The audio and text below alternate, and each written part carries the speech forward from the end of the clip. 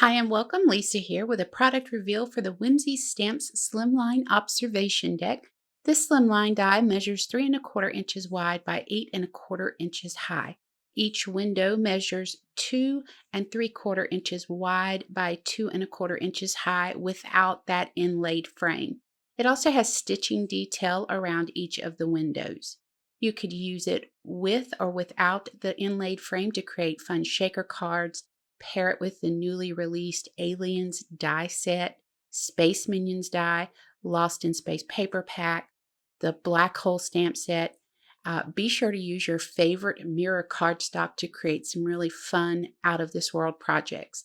Now, for more information on the products in this video, you can head over to the Whimsy Stamps website by clicking the links in the description box directly below. Be sure to join us in the Whimsy Stamps and Inspiration Facebook group. We would love to have you follow us on Instagram and Pinterest, where you'll find more inspiration. Until next time, please take care.